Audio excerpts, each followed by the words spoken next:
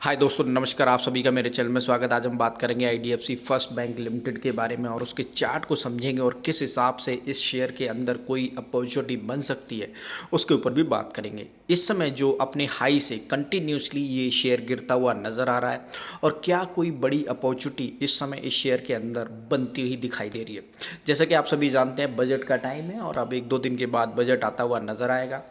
Banking sector को सुधारने के लिए जो भी कदम उठाए जाएंगे उसके अंदर अगर कुछ भी चीज़ इम्पोर्टेंट अगर अनाउंसमेंट होती है तो जितने भी इस समय शेयर मार्केट के अंदर बैंकिंग स्टॉक्स के गिरे हुए हैं, हालांकि गिरने के वो रीज़न नहीं थे लेकिन फिर भी उसके अंदर एक अच्छी खासी अपॉर्चुनिटीज़ बनती हुई नज़र आएगी। क्या ये सही समय है आईडीएफसी फर्स्ट बैंक के अंदर जो 60 रुपये का जो भाव चलता हुआ दिखाई दे रहा है? क्या जो अपने हाई से इस समय जो काफ़ी नीचे की तरफ ये गिरा हुआ शेयर जो अच्छे प्राइस पर एक मोमेंटम बनाता हुआ नज़र आएगा, क्या उसके अंदर फर्दर कोई बड़ी डेवलपमेंट होती हुई दिखाई देगी? मार्केट के अंदर गिरावट आई है, उसका रीज़न बहुत सारा जो फियर था, एफआईआई डीआई छोड़ के भागते हुए नज़र आ रहे हैं। एक नया डीप सीक और एआई वॉर चलता हुआ नज़र आया, उसकी वजह से भी शेयर मार्केट गिरी। लेकिन फंडामेंटली समझें तो कंपनियों के अंदर इस समय कोई भी बुरी खबर नहीं है, लेकिन बावजूद इसके शेयर के अंदर क्या जो अभी 60 रुपये का प्राइस है वो यहाँ से मोमेंटम बनाता हुआ दिखाई देगा। क्योंकि ओवरऑल अगर 1 साल का चार्ट लगाते हैं तो उसके अंदर अगर आप देखें तो इस शेयर के अंदर कंटिन्यूसली एक अच्छी खासी अपॉर्चुनिटी इस समय काफ़ी लोअर पर बनती हुई नज़र आ रही है। क्या अब ये यहाँ से अप मूव की तरफ चलता हुआ दिखाई देगा? तो उसी सब चीज़ों को समझेंगे, फाइनेंशियल्स को देखेंगे और ये देख समझने की कोशिश करेंगे कि किस हिसाब से इस शेयर के अंदर कोई बड़ी अपॉर्चुनिटी आपको आने वाले टाइम में मिल सकती है। रीजंस ये हैं कि जो अपना बॉटम ये इस समय बनाता हुआ नज़र आ रहा है उससे आप ये समझ पाएंगे कि हाँ, यहाँ से एक अच्छी खासी अपॉर्चुनिटी इस शेयर के अंदर डेफिनेटली बनती हुई दिखाई दे।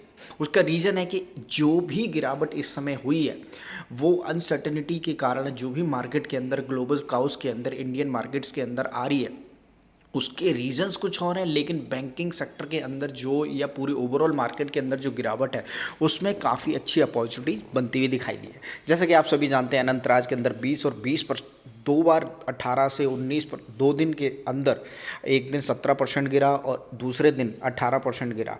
तो इससे आप ये समझ सकते, लेकिन वो कल 10% अच्छी तरीके से हरे में बंद हुआ, यानी कि रिकवरी हुई।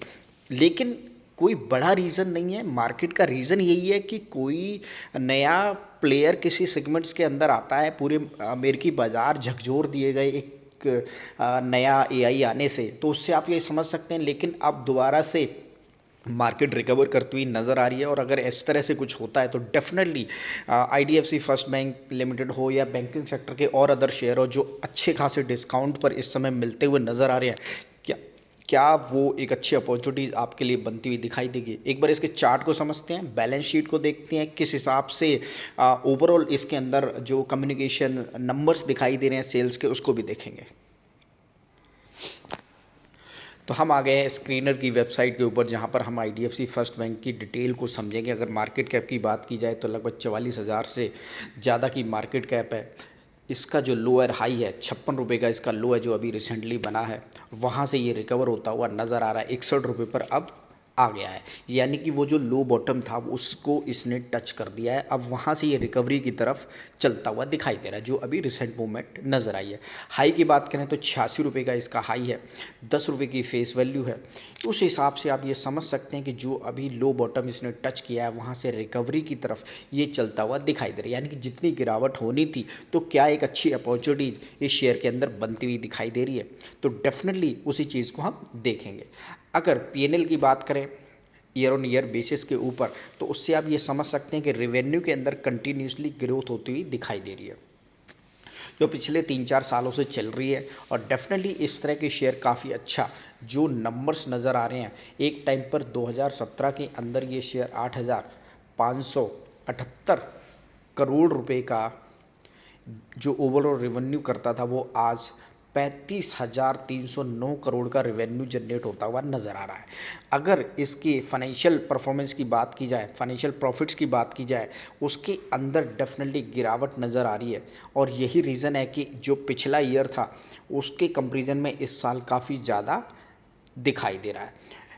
प्रॉफिट बिफोर टैक्स की बात करें तो 24,468 करोड़ का इसका प्रॉफिट है। नेट प्रॉफिट की बात करें तो उसको भी अगर प्रीवियस ईयर के हिसाब से कंपेयर करें तो वो भी अभी अभी कम नज़र आ रहा है, लेकिन अभी भी 1 और 2 क्वार्टर के इसके नंबर रह गए हैं।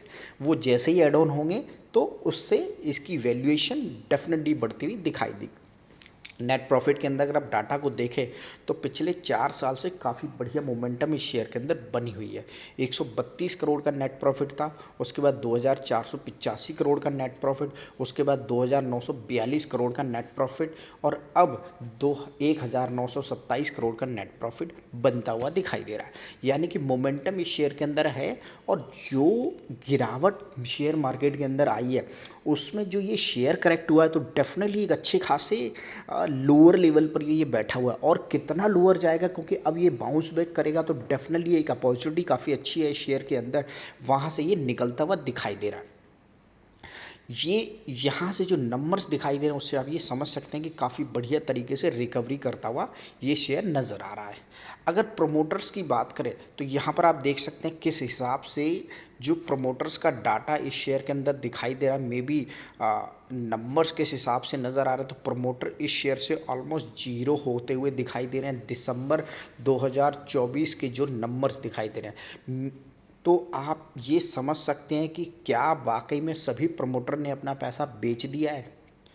अगर प्रीवियस क्वार्टर की बात करें, सितंबर महीने के अंदर जो प्रमोटर्स की होल्डिंग थी वो 35.37 थी, उससे पहले 37.37 थी, उससे पहले 37.43 थी, उससे पहले 37.45 थी। तो कंटिन्यूसली प्रमोटर इस शेयर के अंदर अपनी हिस्सेदारी बेचते हुए नज़र आए, और अब दिसंबर महीने के अंदर ये हिस्सेदारी पूरी चली गई है।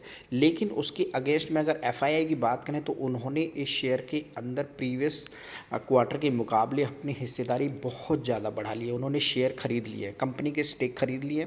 वहीं डीआईआई की बात करें तो उन्होंने भी इस कंपनी के अंदर स्टेक खरीद लिए। इसके साथ साथ गवर्नमेंट ने भी अपनी हिस्सेदारी इस कंपनी के अंदर बढ़ा ली है। 3.59 थी, तो एक तरीके से सरकार इस कंपनी को टेक ओवर करती हुई नज़र आ रही है। ये डाटा यहाँ से नज़र आ रहा है। देखिए, आपको अपॉर्चुनिटीज़ कहाँ दिखाई दे रही है उसको पहले समझिए। और पिछले कई सालों से अगर आप देखेंगे जो आरबीआई ने बहुत सारे बैंकों को अच्छे खासी रिकवरी के साथ सेंट्रलाइज, किसी को मर्ज किया है 2-4 बैंकों के साथ, किसी को अच्छी मतलब बिजनेस ग्रोथ। ऐसा नहीं है कि उन्होंने सारे बैंक खराब हो गए, हर बैंक को अच्छी तरीके से सेंट्रलाइजेशन के साथ मर्ज करके, ताकि उनके फाइनेंशियल्स को, उनके जो एक्सपेंसेस है उसको कम किया जाए। और उसके बाद काफ़ी अच्छी मजबूती आपने बहुत सारे बैंकिंग शेयरों के अंदर देखी होगी, जिसमें इंडियन बैंक एक बहुत बड़ा बैंक है जिसने काफ़ी अच्छे रिटर्न जनरेट करते, और भी बहुत सारे सरकारी बैंक हैं जिन्होंने काफ़ी, जम्मू कश्मीर बैंक हो गया, बैंक ऑफ महाराष्ट्र हो गया, सिंध पंजाब एंड सिंध बैंक हो गया, इन्होंने बहुत अच्छे रिटर्न जनरेट करते। तो इस शेयर के अंदर भी गवर्नमेंट ने अपनी हिस्सेदारी को बढ़ाया है। उससे आप ये समझ सकते हैं कि आगे आने वाले टाइम में ये शेयर काफ़ी अच्छे मैनेजमेंट के साथ निकलता हुआ दिखाई देगा। आरबीआई ने, गवर्नमेंट ने इस शेयर के अंदर अपनी इन्वेस्टमेंट को बढ़ाया है। तो यहाँ पर जो सबसे बड़ी आउटलाइन निकल के आ रही है वो यही है कि प्रमोटर ने सभी माल बेच दिया है, जो डाटा दिखाई दे रहा है। एफआईआई, डीआई और गवर्नमेंट ने इस शेयर के अंदर काफ़ी अच्छी मजबूत स्थिति बनाई है। तो इससे आप ये आराम से देख सकते हैं कि हाँ, इस शेयर के अंदर कुछ ऐसा है। पब्लिक के पास जो होल्डिंग इस समय दिखाई दे 47.57% तक नज़र आ रही है। तो कोई भी पैनिक होता है तो पब्लिक, रिटेल इन्वेस्टर सबसे पहले छोड़ के भागता हुआ नज़र आएगा। तो थोड़ा सा सावधानी उसकी भी रखें। अगर प्रॉफिट क्वार्टरली वाइज भी कंपेयर करने की कोशिश की जाए तो यहाँ पर आप देख सकते हैं उसके अंदर भी अच्छी खासी ग्रोथ नज़र आ रही है। पिछले 4 क्वार्टर के अंदर काफ़ी अच्छे जो नंबर्स हैं वो दिखाई दे रहे हैं। कंटिन्यूसली ग्रोथ इस रेवेन्यू जो क्वार्टरली बाई क्वार्टरली है उसके अंदर नज़र आ रही है।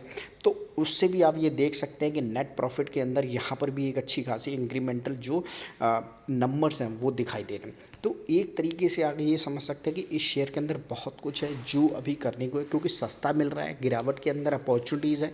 तो डेफिनेटली इस तरह के शेयरों के अंदर बहुत, मे भी हो सकता है कि अच्छी खासी अपॉर्चुनिटीज़ आगे आने वाले टाइम में आपको दिख सकती है। तो ये छोटा-सा वीडियो है आईडीएफसी फर्स्ट बैंक के बारे में, जो इसके इन्वेस्टर डिटेल थी उसको मुझे दिखाना था कि किस तरीके से जो प्रमोटर्स हैं उन्होंने अपनी हिस्सेदारी को बेच दिया है। और कोई भी फाइनेंशियल इन्वेस्टमेंट करने से पहले अपने फाइनेंशियल एडवाइज़र से सजेशन लें। अपने जो भी इन्वेस्टमेंट करने वाले हैं अच्छी तरीके से स्टडी कर लें। इसमें खरीदारी का और ना ही बेचने का हमारा कोई व्यू नहीं है, लेकिन क्योंकि इसके अंदर कुछ डेवलपमेंट हुई है प्रमोटर की होल्डिंग से रिलेटेड, और एफआईआई, डीआई और गवर्नमेंट ने इस शेयर के अंदर जो नंबर्स अपने इंक्रीज किए, जो स्टेक बढ़ाए हैं, उसके रिलेटिव एक अच्छी अपॉर्चुनिटी देखने को समझ आ रही है। उसी हिसाब से एक इन्फॉर्मेटिव वीडियो ये दिखाई दे रही है। तो यानी कि इस शेयर के अंदर आप अच्छी तरीके से देख पा रहे हैं कि हाँ, कुछ ना कुछ तो ऐसा है कि गवर्नमेंट ने इस शेयर के अंदर अच्छी खासी अपनी होल्डिंग बढ़ाई है।